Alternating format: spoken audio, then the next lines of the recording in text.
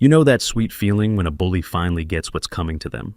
This story isn't just about a greedy HOA trying to destroy something sacred. It's about what happens when you mess with Mother Nature. I'm Jackson Avery, and for 15 years I lived peacefully on my Hawaiian wetlands until they decided to build 72 luxury cabins right on top of it. They thought money could buy everything, but they forgot one thing you can't buy: Mother Nature. When she gets angry, she doesn't send lawyers. She sends hurricanes. Stick around to see how nature takes its revenge. Comment below where you're watching from. I should probably start by telling you about my sanctuary before it all went to hell. For 15 years, I'd been living on this beautiful piece of Hawaiian wetlands, watching the sunrise paint the water every single morning like some kind of natural masterpiece. I'm 60 years old now, retired from my job as an ecological specialist, and honestly, I thought I'd found my perfect ending. Every morning, I walked through the wetlands checking on the birds. I had grown to love the water levels and the plants that were becoming part of me. This wasn't just my home, it was part of my soul. I'm naturally a peaceful guy, but when someone pushes me, well, let's just say I can be pretty stubborn. The sounds of water and birds were my only company, a quiet reminder of the life I had built here. My peaceful routine shattered the moment Brianna Sterling stepped onto my land, her presence marking the beginning of something far worse. Picture this: a 55-year-old woman in designer clothes and oversized sunglasses marching onto my property like she owned the place. Her expensive heels kept sinking into the soft wetland soil, and I could see her getting more annoyed with every step. Brianna was our HOA president, the type of person who would call the police on kids selling lemonade without permits. She had this way of looking at you like you were something stuck to the bottom of her shoe, and her perfectly manicured nails were always tapping impatiently against whatever surface was nearest.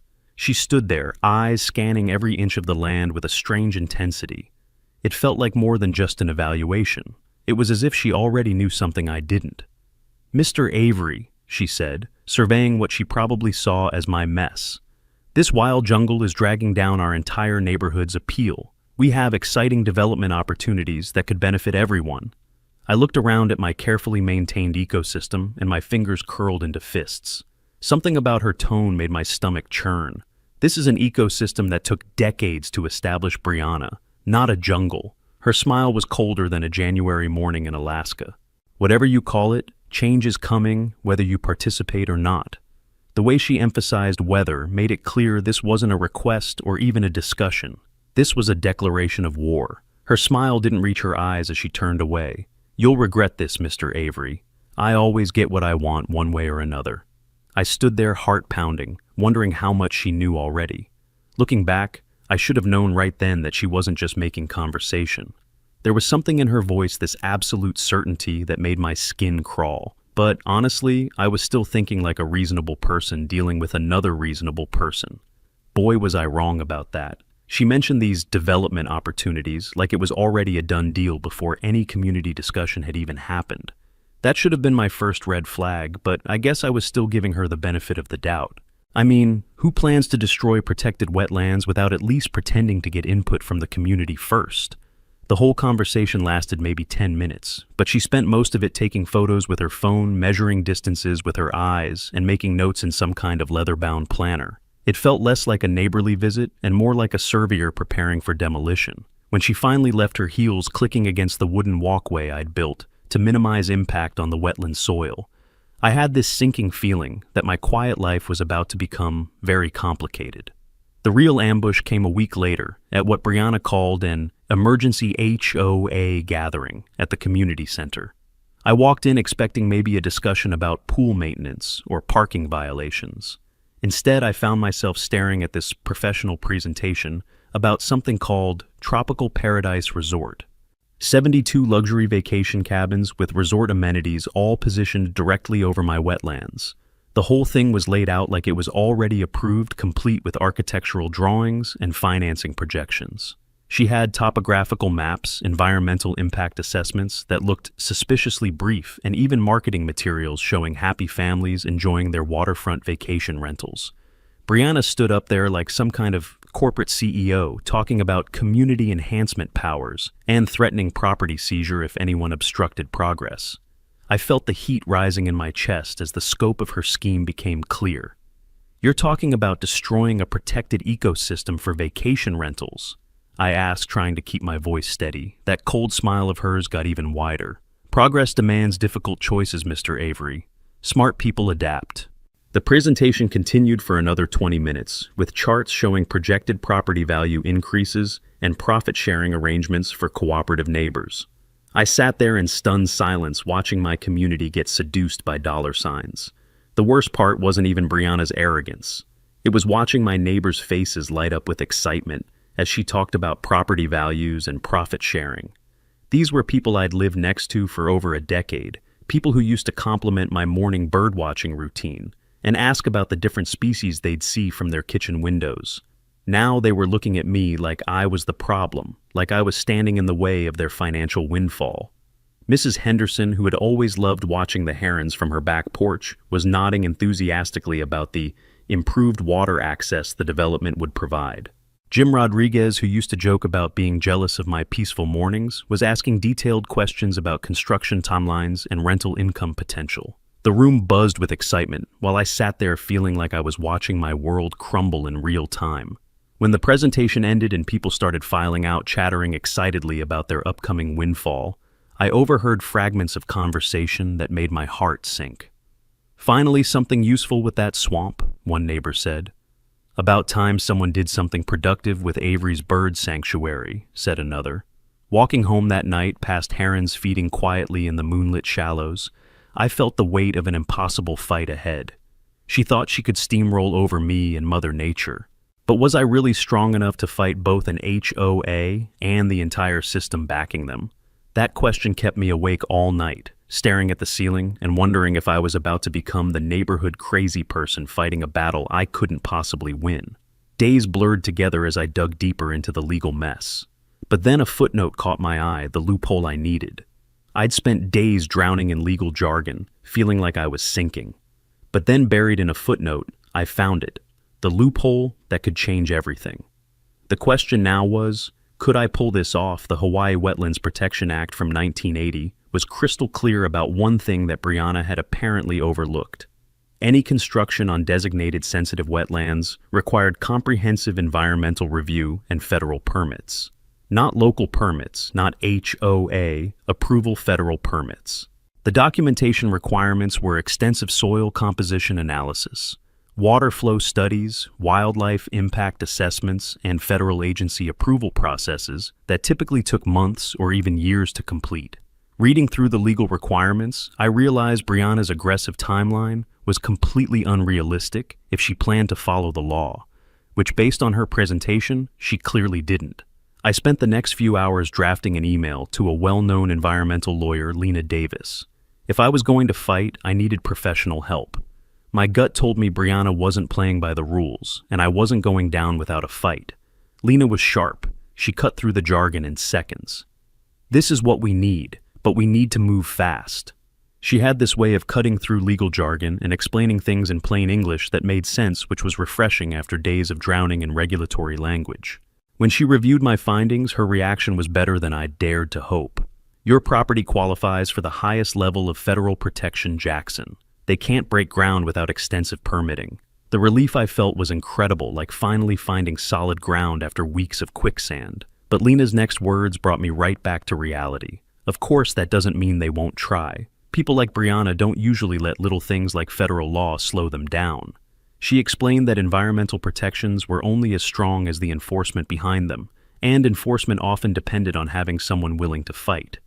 "The question is," she said, leaning back in her chair and studying me carefully, "how far are you willing to go to protect this land?" I looked out of her office window at the bustling city beyond and thought about the quiet mornings on my wetlands. "As far as it takes," I told her, and meant every word.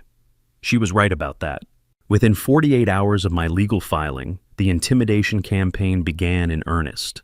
Mark Thompson, the HOA's hired legal muscle, started flooding my mailbox with threats about obstructing legitimate community improvements and tortious interference with development tool tracks. This guy was straight out of Central Casting, for corporate villain $1,000 suit shark eyes and the kind of smile that made you want to count your fingers after shaking hands. His letters were masterpieces of legal intimidation, carefully worded to sound official and threatening without crossing the line into actual harassment. But the really creative stuff started happening to my utilities and property taxes. My property tax assessment mysteriously quadrupled overnight with vague references to improved land valuation based on development potential. Suddenly, the utility company discovered urgent infrastructure issues that required rolling blackouts affecting only my street. My internet service became unreliable. My mail delivery got sporadic, and I started getting visits from various city inspectors looking for code violations. The message was clear: cooperate or face death by 1,000 bureaucratic cuts. I wasn't sure if I was being paranoid, but when your property taxes jump from $800 to $3,200 in a single assessment cycle, paranoia starts looking like reasonable caution. Armed with the wetlands protection laws, I filed a comprehensive legal objection that apparently caught them completely off guard. The county planning board was forced to suspend all HOA permits for a mandatory 60-day environmental review. I celebrated that night at home with herbal tea, watching egrets hunt in the shallow waters that Brianna wanted to pave over, feeling like maybe David could actually beat Goliath after all. For the first time in weeks, I slept peacefully, thinking I'd found the silver bullet that would end this whole nightmare. Looking back now, I can't believe how naive I was. I should have known that people willing to destroy protected wetlands for profit wouldn't be stopped by something as inconvenient as the law. The victory felt so clean and simple. Bad guys try to break environmental law. Good guy stops them with legal system. Everyone goes home happy. If only real life worked like that.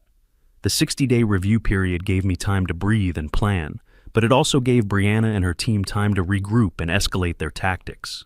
I spent those weeks documenting everything, photographing the wildlife, recording the sounds of the wetlands, and building what I thought would be an unassailable case for preservation. I was preparing for a legal battle, not realizing that my opponents had already decided the legal system was optional. My victory celebration came to an abrupt end when I stumbled across some suspicious financial records in a public database. I wasn't even looking for corruption evidence, just trying to understand the permitting process better, and maybe find other cases where similar developments had been challenged. But there it was, clear as day. The county commissioner who'd been overseeing our case had received substantial consulting fees from a shell company that traced directly back to the HOA Development Fund. $25,000 in payments over the past 6 months, all documented in public filings that no one apparently expected anyone to actually read. The corruption ran deeper than I'd imagined. They weren't just planning to steal my land. They had already bought the system to do it. I printed out everything, cross-referenced the payments with key decisions affecting our area, and built a timeline that showed exactly how the fix was in. I stared at those financial records until my eyes burned trying to process what this meant. I filed the paperwork, but something about it didn't sit right. The storm was coming, but it wasn't the weather I had to worry about. I wasn't looking for a bombshell, but what I found hit me like a truck. The commissioner had been paid off. The more I dug, the clearer it became. Brianna wasn't just breaking laws. She was orchestrating a full-scale conspiracy. I needed to get ahead of this fast. Despite having overwhelming evidence of bribery that should have ended careers and started criminal investigations, I watched the county commissioners rubber stamp the HOA's environmental exemption after a 15-minute closed-door session. 15 minutes. That's how long it took to overturn decades of environmental protection law and dismiss my carefully documented legal objection. When the decision came down, I couldn't hold back. "This is corrupt," I yelled. But no one flinched, just cold stares all around. The public hearing that followed was a masterclass in bureaucratic theater, with commissioners nodding seriously, while completely ignoring every point I raised about federal law violations and wetland protection requirements. My corruption complaint vanished into what felt like a bureaucratic black hole at the state level, and every phone call to oversight agencies resulted in endless transfers and voicemail systems that seemed designed to make people give up. I wasn't sure if I was losing my mind or if the entire system was actually this broken. Turns out it was the latter, but realizing that didn't make me feel any better about my chances. The state environmental office assured me my complaint was under review and would be addressed in due course, which I learned was bureaucrat speak for, "We're hoping you'll get tired and go away." Each agency I contacted referred me to another agency, creating an endless loop of responsibility avoidance that would have been impressive if it hadn't been destroying my faith in government. Things escalated from bureaucratic frustration to personal warfare when a sheriff's deputy showed up at my front door, escorting Brianna like she was conducting some kind of official business.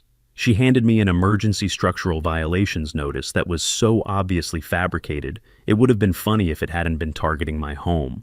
$25,000 in mandatory repairs within 30 days, or face home demolition. The violations included things like improper wetland drainage and non-compliant natural landscaping. I actually had to read it twice because I couldn't believe someone had put those words together in an official document. They were literally citing me for not destroying the wetlands fast enough to suit their development plans. When I looked up from the paper, Brianna's mask had completely dropped. Brianna's smile faded, and her voice turned to steel. "You're making a mistake, Jackson. Stop now or I'll make sure you regret it."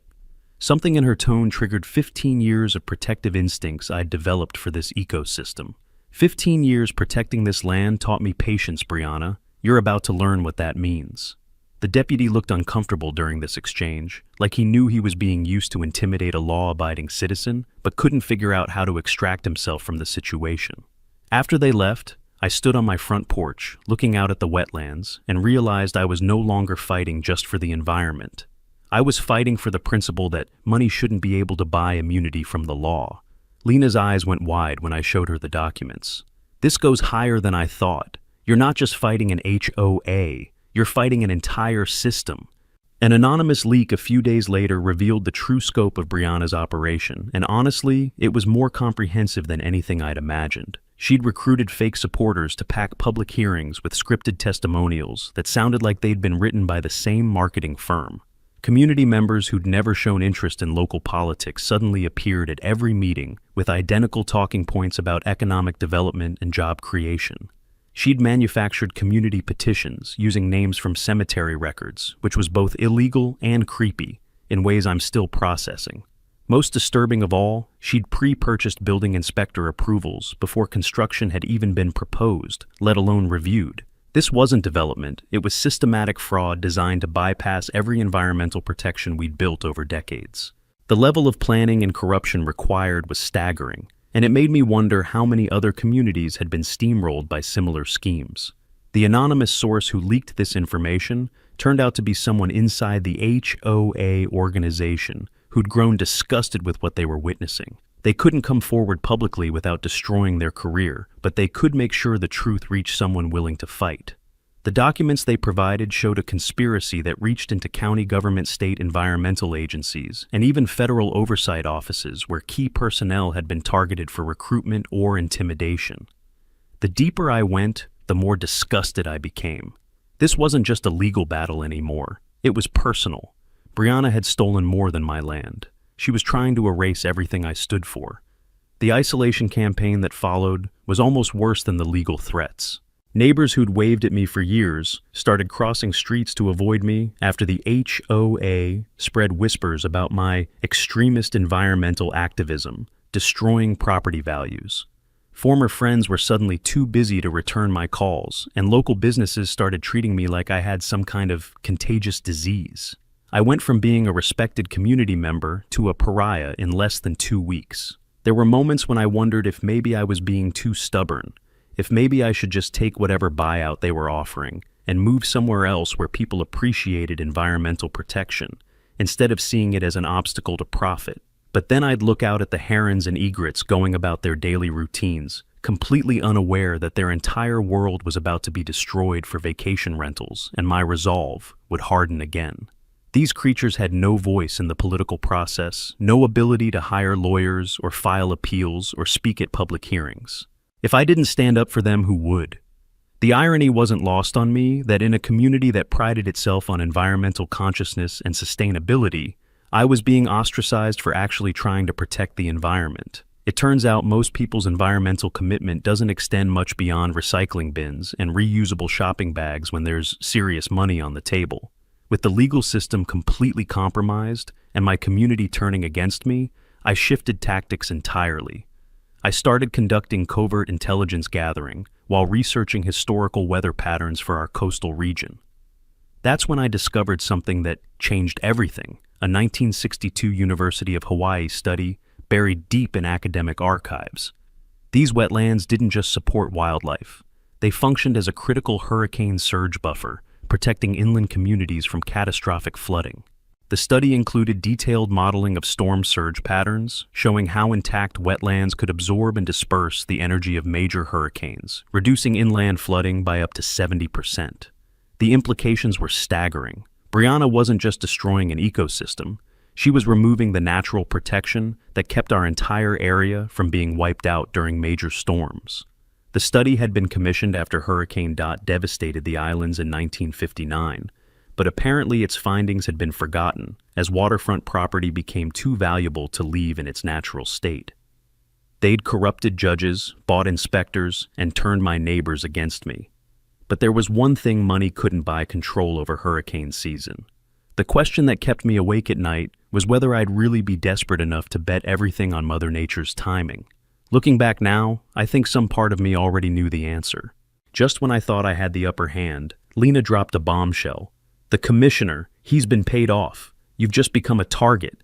I set up my cameras carefully, but the moment I caught them dumping chemicals, I realized I wasn't the only one watching. One of the workers caught my eye, and I froze. Each morning I set up new cameras, and every night I reviewed the footage. As I pieced together the evidence, the pattern became clear. They were hiding something, and I was about to expose it. I transformed myself into an investigative journalist, using hidden cameras and audio equipment to capture environmental violations in real time. Early morning surveillance revealed workers dumping concrete waste directly into protected wetland channels, which was so blatantly illegal, I had to watch the footage twice to make sure I wasn't seeing things. The construction crew wasn't even trying to hide their violations. They were operating like environmental laws didn't apply to them, which, given the level of corruption I'd uncovered, might have been exactly what they'd been told. During lunch breaks, I interviewed construction crew members who were surprisingly willing to talk once they realized I wasn't there to get them in trouble. What they told me made my blood run cold. These weren't just corner-cutting shortcuts. This was systematic fraud designed to maximize profits while creating structures that wouldn't survive a strong thunderstorm, let alone a hurricane. The workers knew they were building death traps, but they needed the jobs and had been assured that everything was taken care of at the regulatory level. One electrician confided that he'd never worked on a project with so many code violations, but every time he raised concerns, he was told that special permits had been obtained and normal rules didn't apply. I watched from a distance as the workers dumped hazardous waste into the wetlands. Just as I was about to take a closer shot, one of them looked up. For a moment, our eyes locked, but I quickly ducked behind the trees. The crew foreman confided during a smoke break that management had ordered 18-foot pilings instead of the required 30-foot depth. "Save them $40,000 per cabin," he said, shaking his head. "But these things won't survive a bad thunderstorm, let alone a hurricane." I asked him why he was telling me this, and his answer stuck with me. "Because I've got kids and they live inland from here. If these wetlands get paved over and a big storm hits, the flooding's going to be catastrophic." My hands trembled as I filmed their every move. I had to stay calm, but each time I saw them pollute the wetlands, my blood boiled. They were ruining everything, and I was going to make them pay.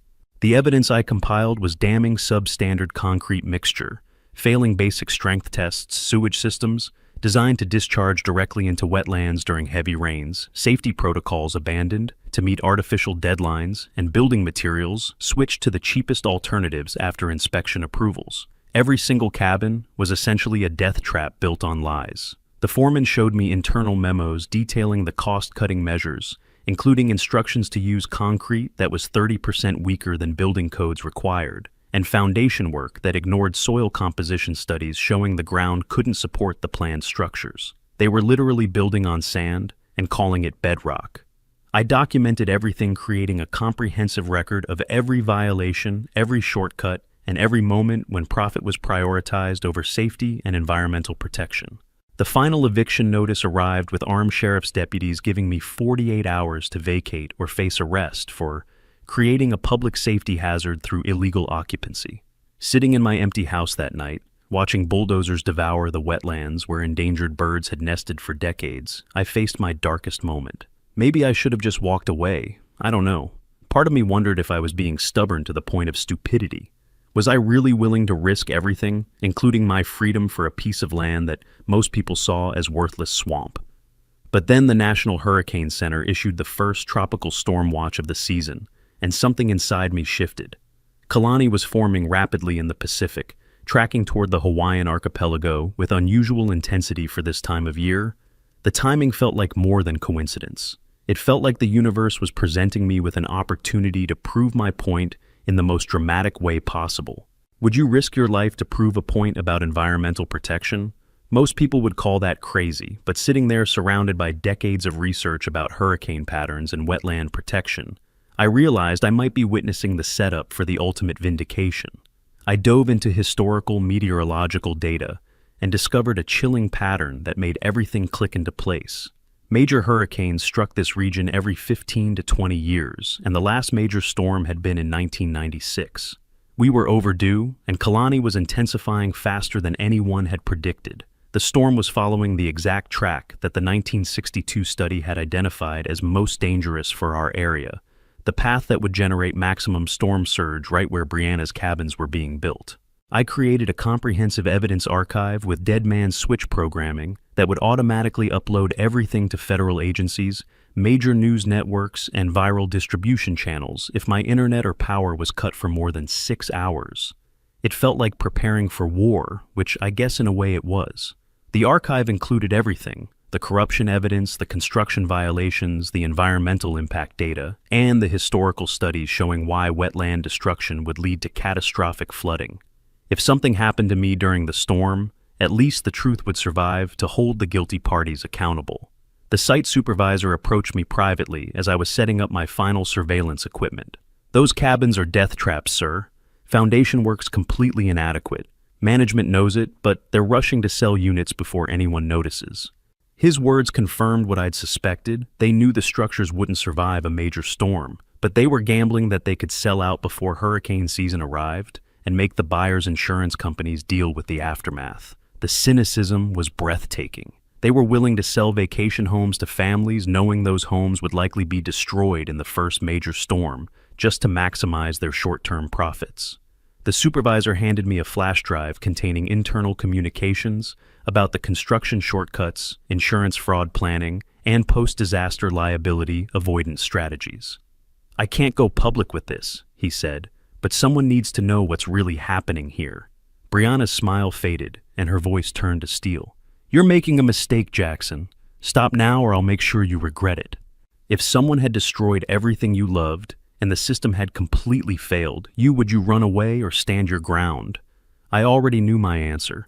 72 luxury cabins built on lies and cheap concrete were about to face Mother Nature's final inspection. The question wasn't whether I was brave enough or foolish enough to stay and watch. The question was whether I was ready to document the most spectacular display of natural justice in recorded history. Just as I was about to send the evidence to the authorities, my phone rang. "We know what you're doing. Stop now, or things will get worse." I froze, the weight of their threat sinking in. I checked the backup systems again, my hands shaking. If Kalani hit at full force, all my work could be gone in an instant. The storm was coming, but I didn't have time to watch satellite data anymore. My focus had shifted. I had to prepare for something far more dangerous. I double-checked my backup systems, knowing I might never be able to use them if the storm hit at full force. The eviction deadline loomed while Hurricane Kalani strengthened offshore, and I found myself caught in an internal battle between self-preservation and stubborn principle that reached crisis point around midnight every night. During the day, I could convince myself I was doing the right thing, documenting this historic confrontation between human greed and natural forces. But in the dark hours before dawn, doubt crept in like floodwater.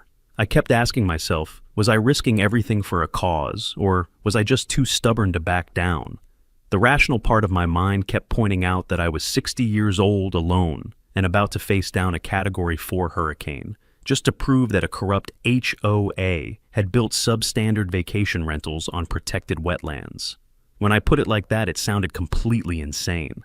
But then morning would come, and I'd watch the displaced wildlife searching desperately for shelter as their habitat disappeared under concrete and bulldozers, and my resolve would harden again.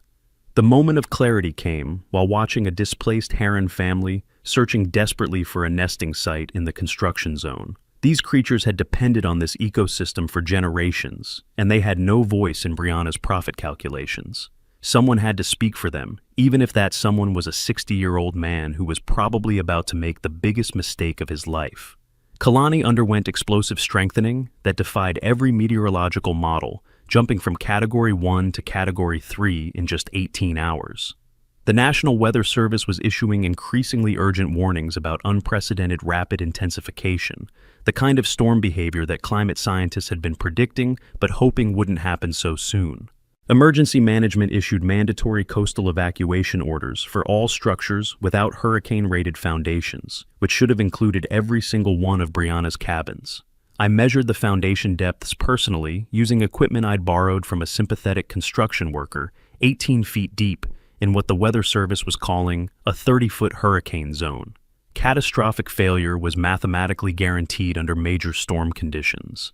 The question wasn't whether the cabins would survive. The question was how spectacular their destruction would be, and whether I'd live to document it. I wasn't just watching the storm anymore, I was preparing for war. I called Lena and told her we needed to act quickly. This wasn't just about the wetlands anymore, this was survival. My complete digital evidence dossier included scientific analysis, proving the wetlands' storm surge protection function. Time-stamped video of every construction code, violation audio, confessions from workers about safety shortcuts, and Weather Service storm surge predictions, overlaid with precise construction site elevations. The automated distribution system was programmed to release everything if communications were lost for more than 6 hours. I'd spent 3 days programming backup systems, and redundant triggers determined that the truth would survive, even if I didn't. Looking back, I'm still not sure if that was preparation or paranoia, but given what happened next, I'm glad I erred on the side of overkill. The system included satellite uplinks, cellular backups, and even ham radio transmission capabilities that would broadcast my evidence archive across multiple networks simultaneously. I was essentially creating a digital time bomb that would explode with corruption evidence the moment Kalani knocked out the power grid.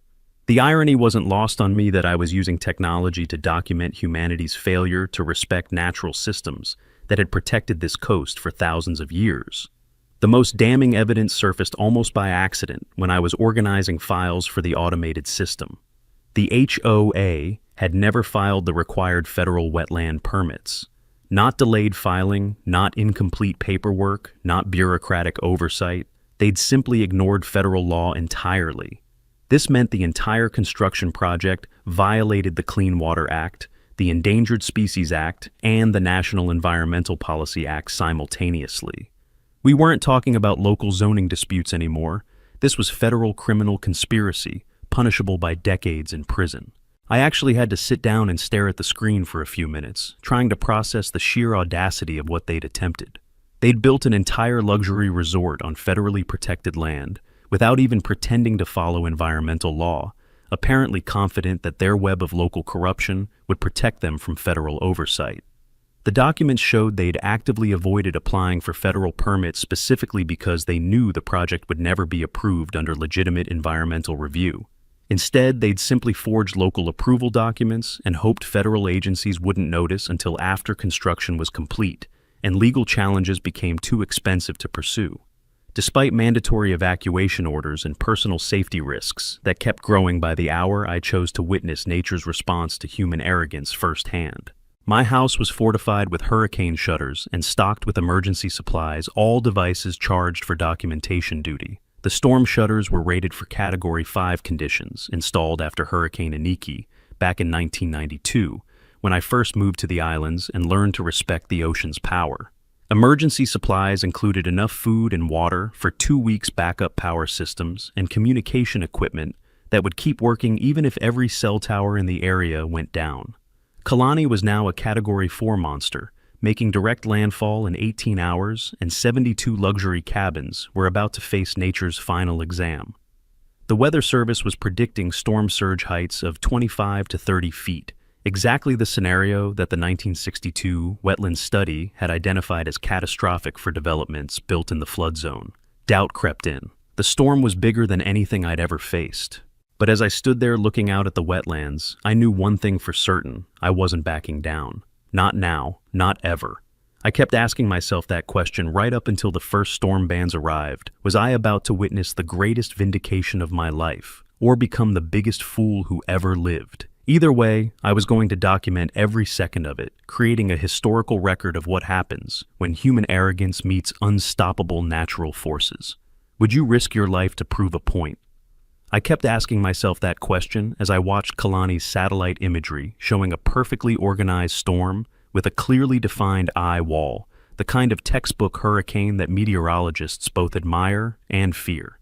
As I watched the storm gather strength, I realized it wasn't just a test for the wetlands, it was a test for me. Could I survive this?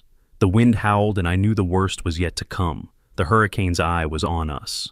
The winds howled louder than I'd ever imagined, tearing through the trees. But it wasn't just the storm that had me on edge, it was the waiting, the fear of what was coming next. Kalani struck our coastline as a Category 4 monster, with sustained winds hitting 140 miles per hour, and the sound was unlike anything I'd ever experienced. It wasn't just wind, it was like the ocean had declared war on the land and brought its entire arsenal. The howling was so intense, it seemed to penetrate right through the hurricane shutters and into my bones, a constant roar that made normal thought almost impossible.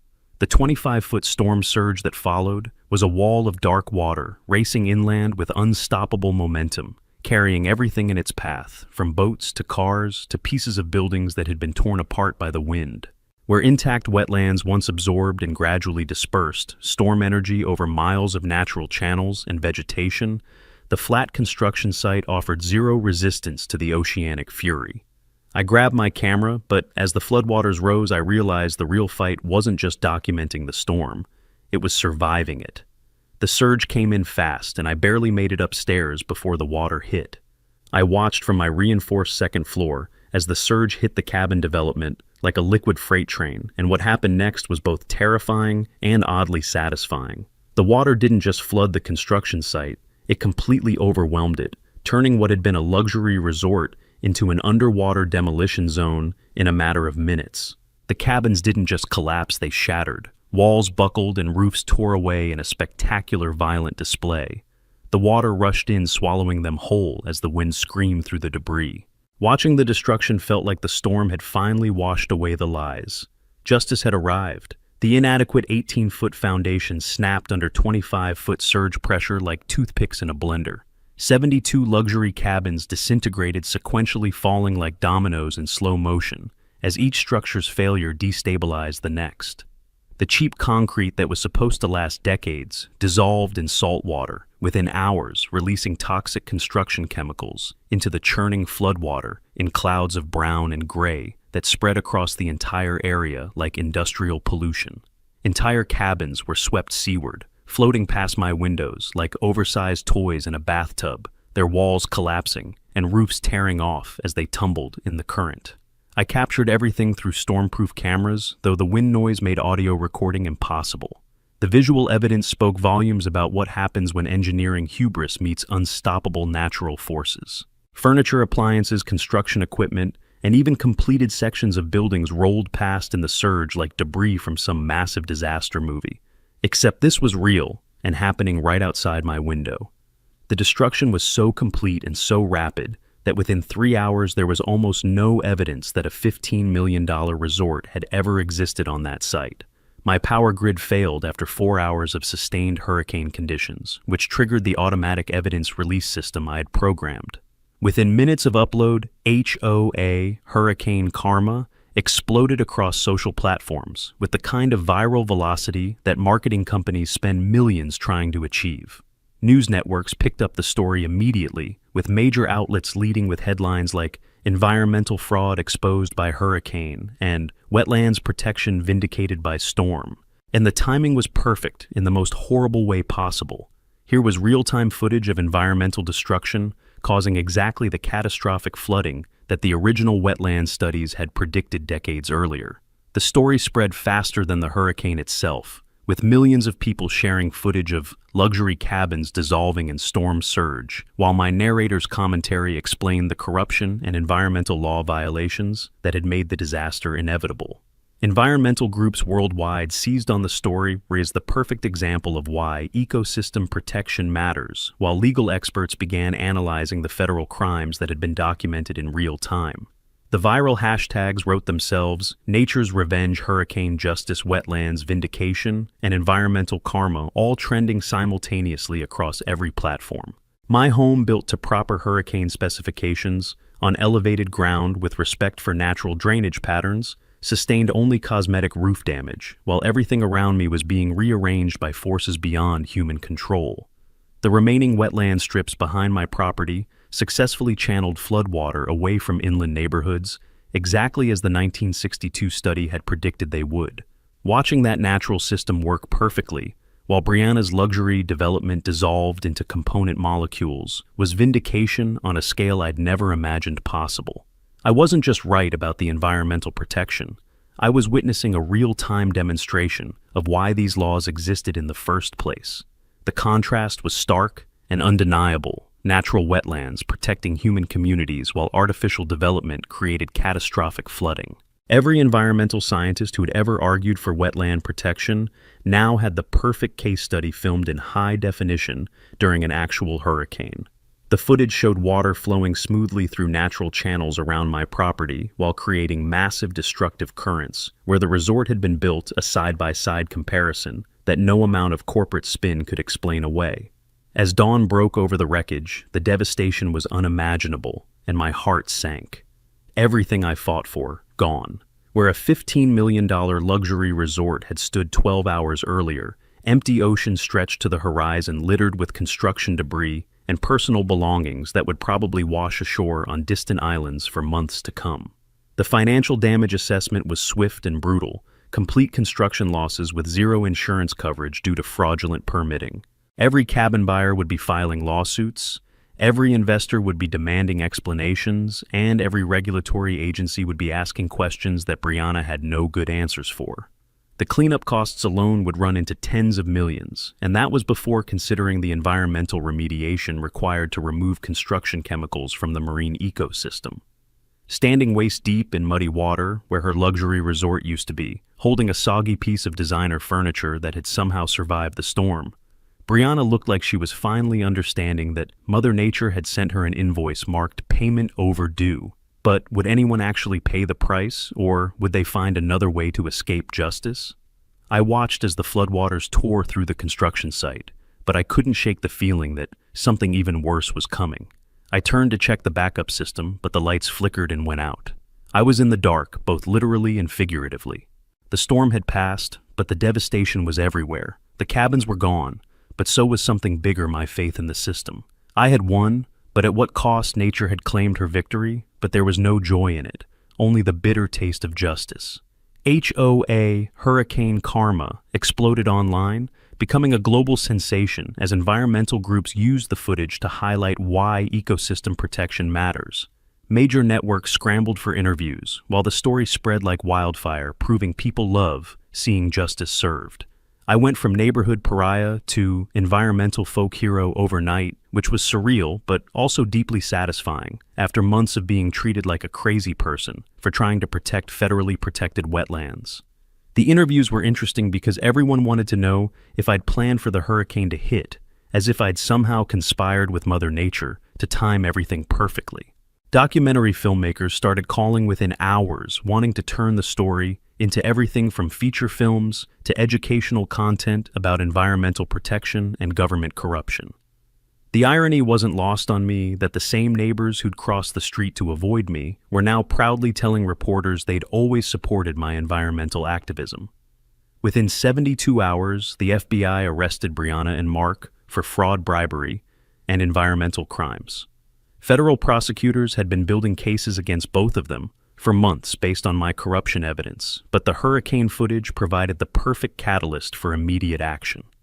The federal prosecutor presented my evidence package to a jury that watched hurricane footage showing luxury cabins dissolving like sugar cubes in salt water, while listening to audio recordings of construction workers admitting they knew the buildings were death traps. Brianna's defense team tried arguing that the hurricane was an act of God, that no one could have predicted, but the 1962 Wetlands study and my documented warnings made that argument look ridiculous.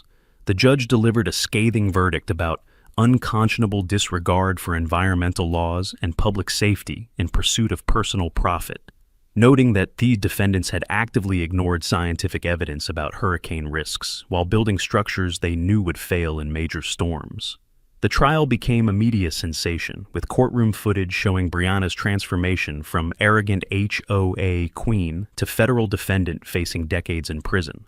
Brianna Sterling received 20 years in federal prison plus $15 million in restitution payments, while Mark Thompson got 15 years plus permanent disbarment from practicing law. The county commissioners who'd accepted bribes received sentences ranging from 5 to 10 years each, depending on how much they'd taken and how cooperative they were with investigators. Watching these sentences get handed down felt like witnessing a masterclass in delayed justice, the kind of comprehensive accountability that rarely happens in white-collar crime cases. Insurance companies unanimously denied all claims due to fraudulent permits and code violations, leaving the 72 cabin buyers to file a massive class action lawsuit seeking triple damages from everyone involved in the conspiracy. The financial cascade was swift and comprehensive. Brianna's million-dollar mansion was auctioned for victim compensation. Her luxury vehicle collection liquidated, even her designer wardrobe and jewelry sold at government surplus auctions. Mark Thompson's law practice dissolved overnight, with client funds seized to pay legal penalties and his professional reputation destroyed so thoroughly that he couldn't find work as a paralegal. The corruption network that had seemed so powerful just months earlier crumbled completely once federal investigators started following the money trail my evidence had provided. As Brianna's fate was sealed, I couldn't help but think about what this victory really meant. Sure, I had taken down the corrupt HOA president, but what about the others? What about the land I fought for? Could anything ever truly restore what was lost? The Hawaii Department of Natural Resources granted my wetlands permanent protection status, with federal preservation funding and restoration work began immediately, with marine biology teams documenting the recovery process. Within 1 month, construction debris removal was completed, and native plant species were naturally recolonizing the cleared areas where Brianna's resort had briefly existed. By month 3, rare bird species were returning in unprecedented numbers, apparently attracted by the expanded habitat that resulted from removing artificial barriers to water flow. By month 6, the wetland absorption capacity had been restored to historical levels, with water quality measurements showing complete recovery from construction contamination. Watching that ecosystem heal itself once human interference stopped was more satisfying than any legal victory could have been. Marine biologists described it as one of the fastest natural recoveries they'd ever documented, proof that wetland ecosystems are incredibly resilient when given the chance to restore themselves. All the fraudulent property violations against my home were dismissed with a formal county apology, and I received a permanent tax exemption for environmental stewardship services that officially recognized my role in protecting critical coastal infrastructure. As the wetlands slowly began to heal, I stood there watching the egrets return. But it wasn't just the land that had changed. I had too. The battle wasn't over, but now at least I knew what it was worth fighting for. My morning walks resumed through recovering wetlands where construction noise had once dominated the soundscape. Crystal clear water replaced toxic runoff native vegetation, reclaimed former bulldozer tracks, and the daily wildlife census grew longer every week. Brianna's transformation from entitled HOA queen to federal inmate provided the kind of poetic justice that makes you believe the universe occasionally gets its math right. Weekly news updates showed her failed appeals and adjustment struggles to prison routine, while weekly nature walks showed endangered species thought locally extinct beginning to nest again in areas that had been bulldozed just months earlier. $15 million in total losses, complete personal bankruptcy for all conspirators, and the most comprehensive lesson about respecting natural systems ever delivered by Mother Nature herself. The contrast between human justice and natural justice was remarkable.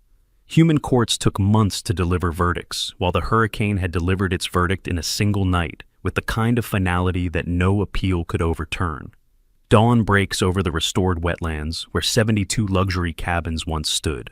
Hawaiian stilts nest where concrete mixers roared, and songbirds sing where construction crews violated environmental laws. Brianna thought money could buy anything, permits, decisions, even hurricane protection. Federal prison is teaching her otherwise 20 years at a time, in a cell less comfortable than the cabins she tried to build. The Pacific Ocean repossessed them in under 3 hours, proving physics trumps connections. Maybe the real lesson here is that greed never wins. If you're still here, share your thoughts and hit the thanks button below. Catch you in the next one. This story might be over, but QA Stories has a whole vault of mayhem waiting. Choose your next rabbit hole wisely.